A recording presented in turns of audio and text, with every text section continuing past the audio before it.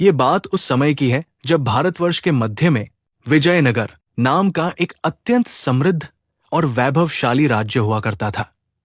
वहां के राजा महाराजा विक्रम सिंह अपनी न्यायप्रियता और कला प्रेम के लिए विख्यात थे। उनके राज्य की सीमाएं दूर दूर तक फैली थी और राजकोष हमेशा भरा रहता था।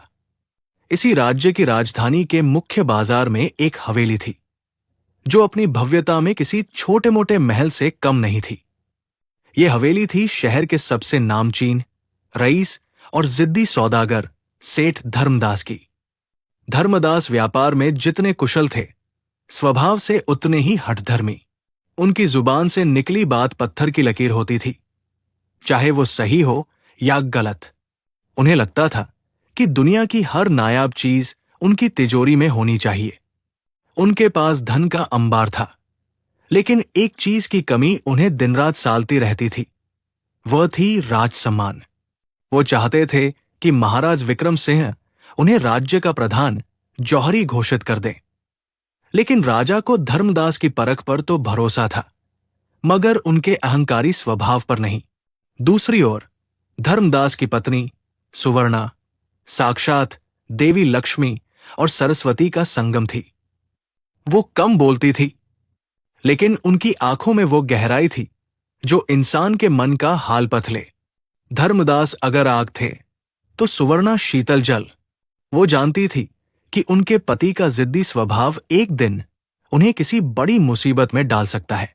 एक ढलती शाम, जब सूरज अपनी लालिमा समेटकर अस्ताचल की ओर जा रहा था और विजयनगर के बाजारों में मशालें जलनी शुरू हो गई थी, तभी शहर के मुख्य द्वार पर एक अजीबोगरीब हलचल हुई। एक बड़ा कारवां शहर में दाखिल हुआ। सबसे आगे एक लंबा चौड़ा आदमी था, जिसका लिबास आम सौदागरों से बिल्कुल अलग था। उसने गहरे बैंगनी रंग का रेशमी चोगा पहन रखा था और सिर पर एक अजीब किस्म की पगड़ी थी, जिसमें मोरपंख लगा था। उसकी दाढ़ी नुकीली थी और आंखें बिल्ली की तरह चमक रही थी। उसका नाम था मायाधर। बाजार में खबर जंगल की आग की तरह फैल गई कि परदेश से कोई ऐसा सौदागर आया है जिसके पास स्वर्ग की कोई वस्तु है। जिज्ञासा और लालच ने सेठ धर्मदास को भी अपनी हवेली से बाहर खींच लिया। वो अपनी पालकी में बैठकर सराय की ओर चल दिए, जहां उस सौदागर ने अपना डेरा जमाया था। सराय के भीतर एक मखमली तंबू लगा था। धर्मदास जब वहां पहुंचे तो देखा कि शहर के कई और जौहरी वहां मौजूद थे, लेकिन सौदागर ने किसी को भी अपनी खास चीज नहीं दिखाई थी। जैसे ही धर्मदास ने प्रवेश किया, मायाधर ने एक कुटिल मुस्कान के साथ उनका स्वागत किया। आइए, सेठ धर्मदास। उसने ऐसे कहा जैसे वो उन्हें बरसों से जानता हो। मेरी ये नायाब चीज केवल आपकी पारखी नजरों के लिए ही बनी है। मायाधर ने ताली बजाई।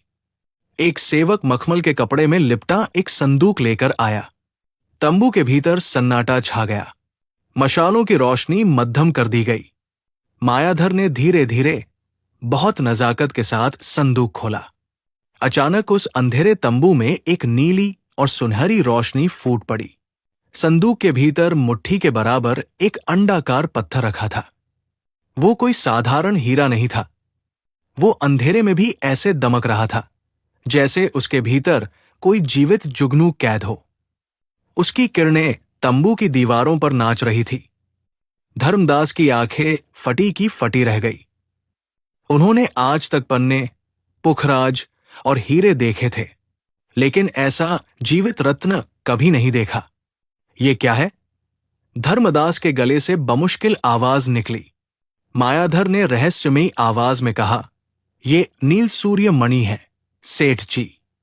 ये मणि हिमालय की उस गुप्त कंदरा से मिली है जहां 12 वर्षों में एक बार, जब ग्रह एक विशेष नक्षत्र में आते हैं, तभी सूर्य की सीधी दृष्टि इस पर पड़ती है। इसकी खूबी यह है कि जिसके पास ये मणि होगी, उसके घर में कभी बीमारी नहीं आएगी और राजा भी उसके आगे नतमस्तक होगा। लेकिन मायाधर रुका और एक नाटकीय आह भरी, इसे खरीदने की औकात हर किसी की नहीं है। धर्मदास का दिल जोर जोर से धड़कने लगा। उनके दिमाग में सिर्फ एक ही विचार कौन था, अगर मैं ये मणि खरीदकर महाराज विक्रम सिंह को भेंट कर दूं तो प्रधान जौहरी का पद मेरा ही होगा। इसकी कीमत क्या है? धर्मदास ने उतावलेपन में पूछा। मायाधर ने संदूक बंद कर दिया, जिससे तंबू में फिर अंधेरा छा गया। 5 लाख स्वर्ण मुद्राएं, उसने ठंडे स्वर में कहा, और मेरा ये कारवा कल भोर होते ही यहां से निकल जाएगा। फैसला आपको अभी करना है।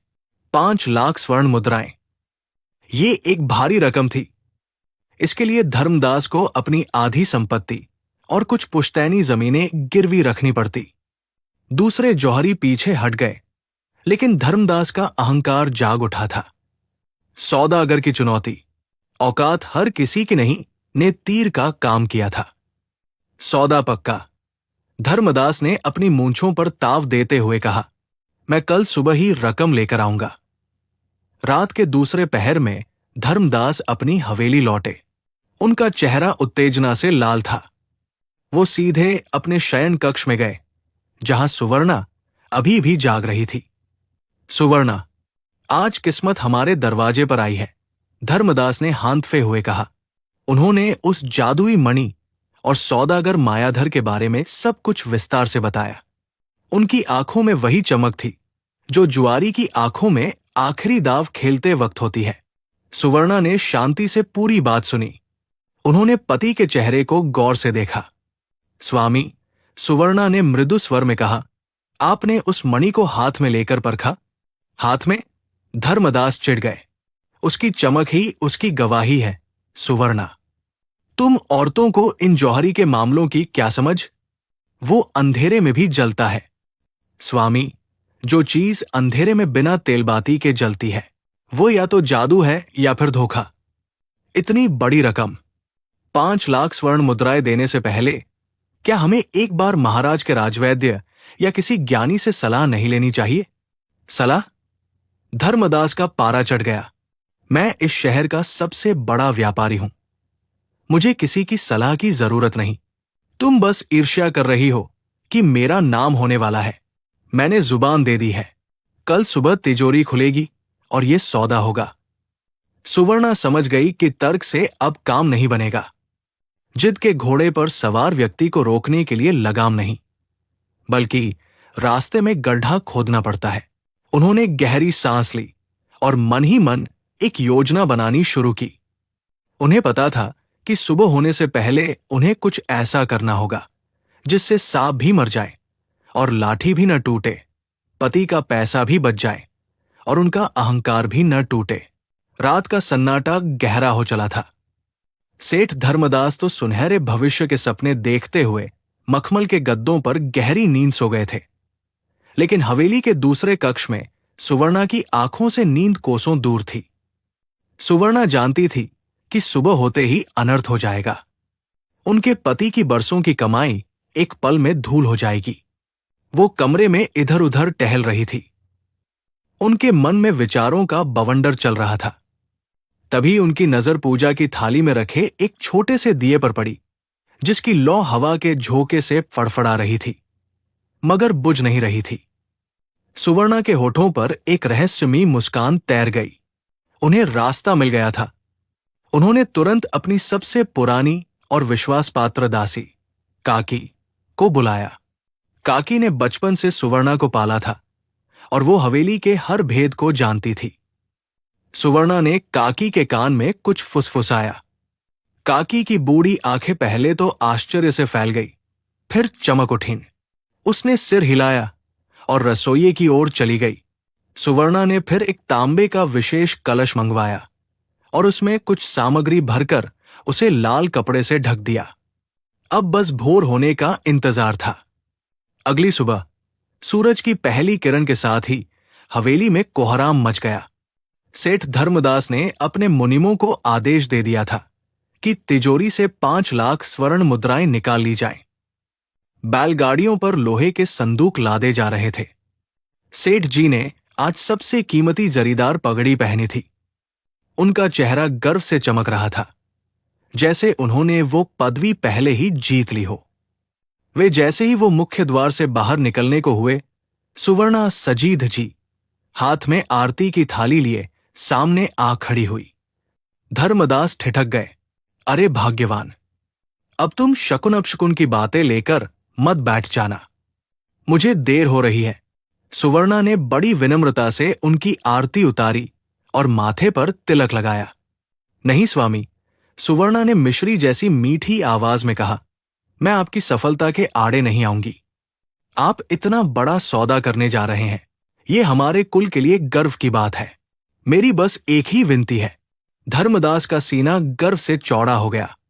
पत्नी का विरोध न पाकर वे खुश थे। कहो, क्या चाहिए तुम्हें? मैं भी उस दिव्य नील सूर्य मणि के दर्शन करना चाहती हूं। सुवर्णा ने पलके झुकाकर कहा, सुना है वो साक्षात सूर्यदेव का अंश है। चाहती हूं कि जब वो मणि हमारे हाथ में आए तो वहीं सराय में मैं उसका विधिवत पूजन कर लूं, ताकि घर में प्रवेश करते ही वो शुभ फल दे। धर्मदास को ये बात जंच गई। पत्नी साथ रहेगी तो उनकी शान और बढ़ेगी। उन्होंने हंसते हुए कहा, जरूर, चलो पालकी तैयार करवाओ सेठानी जी के लिए। मायाधर का कारवा जाने के लिए तैयार खड़ा था। घोड़े हिनहिना रहे थे। मायाधर अपनी सराय के बाहर बेचैनी से टहल रहा था। उसकी नजर बार बार रास्ते पर जा रही थी।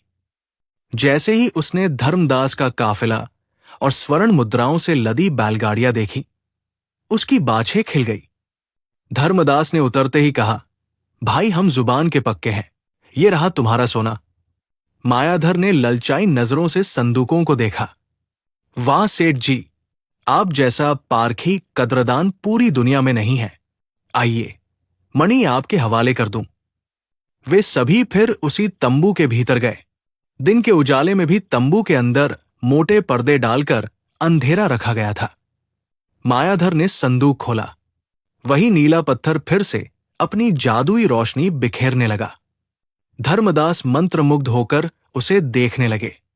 जैसे ही धर्मदास ने हाथ बढ़ाया, पीछे से एक खनकदार आवाज आई। ठहरिए, ये आवाज सुवर्णा की थी। वो पालकी से उतरकर तंबू में आ चुकी थी। मायाधर ने चौंक कर देखा। एक संभ्रांत महिला को वहां देखकर वो थोड़ा असहज हुआ। सुवर्णा ने पत्थर को नमन किया और कहा, मायाधर जी, मैं इनकी धर्मपत्नी। हमारे यहां इतनी पवित्र वस्तु को बिना शुद्धि के नहीं छूते। मायाधर का माथा ठनका। शुद्धि?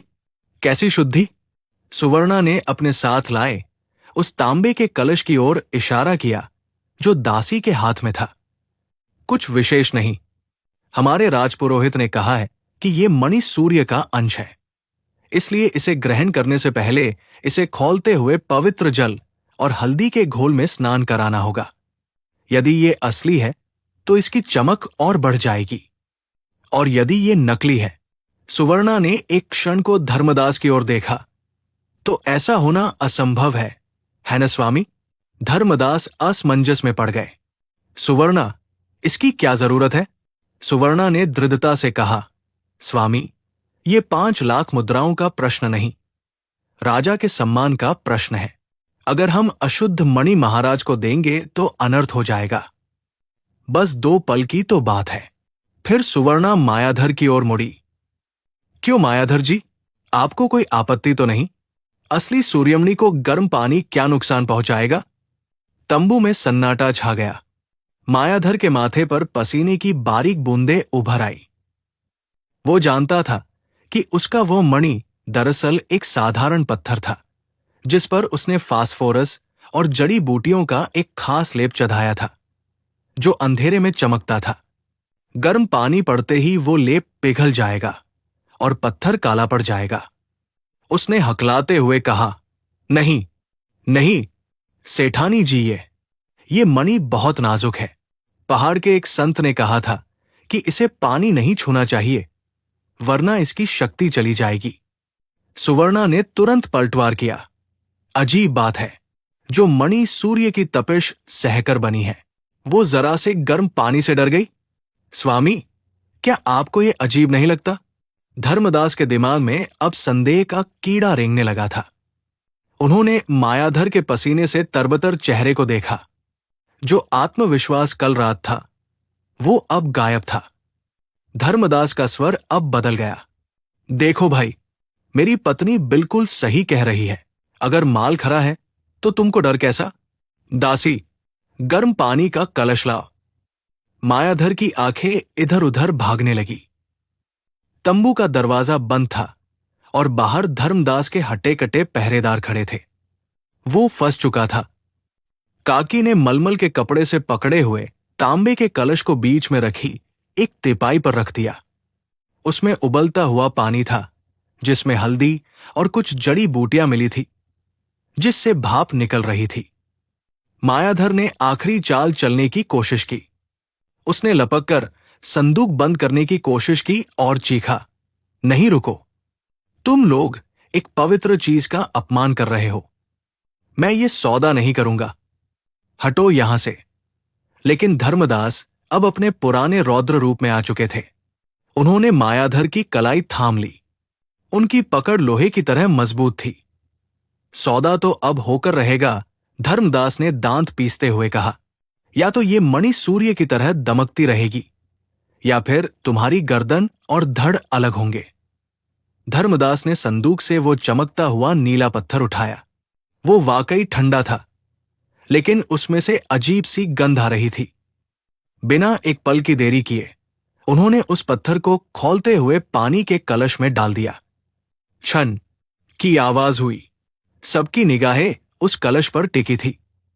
1 पल, 2 पल, 3 पल बीते। अचानक पानी का रंग बदलने लगा। पानी, जो हल्दी के कारण पीला था, अब गहरा नीला और काला होने लगा। तंबू में फैली वो जादुई नीली रोशनी फड़फड़ाने लगी और देखते ही देखते बुझ गई। अब तंबू में सिर्फ मशाल की मध्यम रोशनी बची थी। धर्मदास ने चिमटे से पत्थर को बाहर निकाला। वहां अब कोई नील सूर्य मणि नहीं थी। चिमटे की पकड़ में कांच का एक साधारण बेडौल टुकड़ा था, जिस पर से सारा लेप उतर चुका था। वो महज एक रंगा हुआ कांच था, जिसे फास्फोरस और चमकने वाले कीटों के रस में भिगोया गया था। धर्मदास को लगा जैसे उनके पैरों तले जमीन खिसक गई हो। जिस कांच के टुकड़े के लिए वो अपनी पुश्तैनी जायदाद और 5 लाख मुहरे लुटाने चले थे, वो 2 कौड़ी का भी नहीं था। शर्म और क्रोध से उनका चेहरा तमतमा उठा। उन्होंने म्यान से अपनी तलवार खींच ली और मायाधर की ओर लपके। धोखेबाज, तूने राजा के भावी जौहरी को ठगने की जुर्रत की। मायाधर घुटनों के बल गिर पड़ा। रहम, सेठ जी रहम, मुझे माफ कर दीजिए, लालच ने मुझे अंधा कर दिया था। धर्मदास उसे मारने ही वाले थे कि सुवर्णा ने उनका हाथ थाम लिया। रुक जाइए स्वामी, सुवर्णा ने गंभीरता से कहा। आप एक प्रतिष्ठित व्यापारी हैं, कोई जल्लाद नहीं। इसे मारना आपकी शान के खिलाफ होगा। और फिर, सुवर्णा ने मुस्कुराते हुए कहा, इसने तो अनजाने में आपका भला ही किया है। धर्मदास हैरान होकर बोले, भला? इस मायाधर ने मुझे लूटने की कोशिश की और तुम कह रही हो भला किया? सुवर्णा ने समझाया, हां स्वामी, सोचिए, अगर ये नकली मणि लेकर हम महाराज विक्रम सिंह के दरबार में जाते और वहां सबके सामने इसका रंग उतरता तो क्या होता? आपकी साख, आपका सम्मान और हमारा भविष्य सब मिट्टी में मिल जाता। इस ठग ने आपको यह सिखा दिया कि हर चमकती चीज पर भरोसा नहीं करना चाहिए, और वो भी बिना कोई पैसा लिए। धर्मदास का गुस्सा शांत हो गया और उसकी जगह गहरे आत्मचिंतन ने ले ली। उन्होंने तलवार वापस म्यान में डाली। धर्मदास ने अपने पहरेदारों को आदेश दिया, इस ठग मायाधर को रस्सियों से जकड़ लो और कोतवाली में जमा करा दो। इसे राज्य के कानून के हिसाब से सजा मिलेगी। मायाधर को घसीटते हुए बाहर ले जाया गया। तंबू खाली हो गया। अब वहां सिर्फ धर्मदास और सुवर्णा थे। धर्मदास ने उस साधारण कांच के टुकड़े को जमीन पर फेंक दिया और अपनी पत्नी की ओर देखा। आज उन्हें सुवर्णा के चेहरे पर एक अलग ही तेज दिखाई दे रहा था। उनका अहंकार, जो पहाड़ जैसा ऊंचा था, सुवर्णा की बुद्धिमानी के आगे पिघल चुका था। धर्मदास ने भारी आवाज में कहा, सुवर्णा, आज तुमने मेरी दौलत ही नहीं, मेरी इज्जत भी बचा ली। मैं अपनी जिद में अंधा हो गया था। मैं राजा बनने चला था, लेकिन अपनी ही घर की लक्ष्मी को पहचान न सका। सुवर्णा ने कहा, स्वामी, पत्नी अर्धांगिनी होती है। आपकी रक्षा करना मेरा धर्म है और मेरी बात सुनना आपकी उदारता। उस दिन सेठ धर्मदास अपनी हवेली वापस लौटे, लेकिन खाली हाथ नहीं। उनके पास एक नया खजाना था। वो था अपनी पत्नी के लिए सम्मान और ये सीख की, क्रोध और लोभ में लिया गया निर्णय हमेशा विनाश की ओर ले जाता है, जबकि धैर्य और विवेक ही सच्ची सफलता की कुंजी है।